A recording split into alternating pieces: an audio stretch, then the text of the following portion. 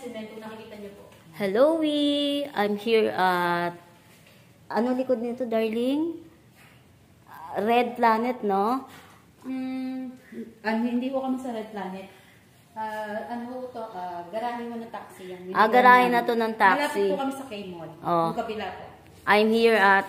basta malapit to sa Timog. Hindi ko na pwedeng sabihin para hindi ma-disturb ang mga nakatira dito. Ito po yung hangganan ng property. 690 square meter.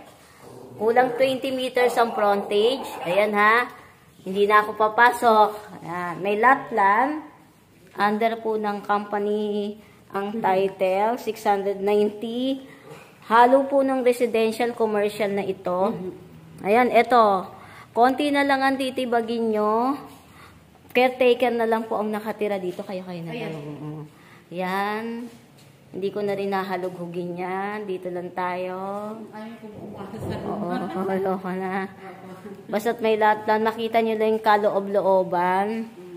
Kulang 20 meters ang frontage. Yan.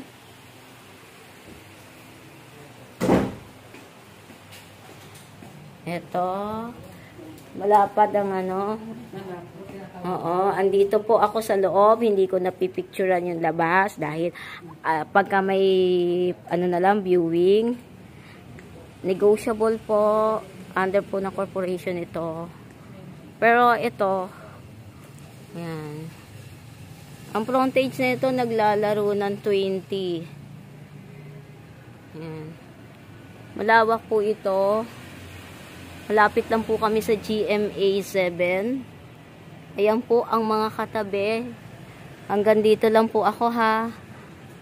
Ibig sabihin 690. Alam nyo naman ang presyuhan dito. Yun ng Red Planet. Ang ganda ng location. Sa lahat po ng interested buyer, pwede itong gawing townhouses o building commercial. Pwede itong i-develop ng building commercial. Di kaya building commercial na pwedeng paupahan ng mga studio type. Ayan, ayan. Maganda, malaki. Ayan. From there, ang frontage. Ayan. Malapit sa lahat. GMA 7, ABS-CBN, name it. Ayan, hindi ko nakukunan ng labas. Kindly direct inbox me 0933-813-7110. May lot plan po ito. Ayun si Red Planet, oh.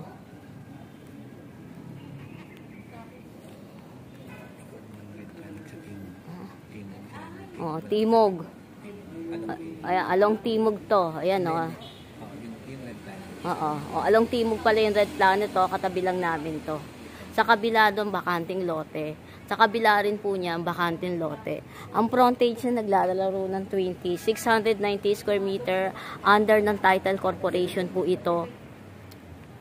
Negotiable. Kasi alam po natin, ang Timog dito, napakamahal. Ito ang ganda po ng presyo.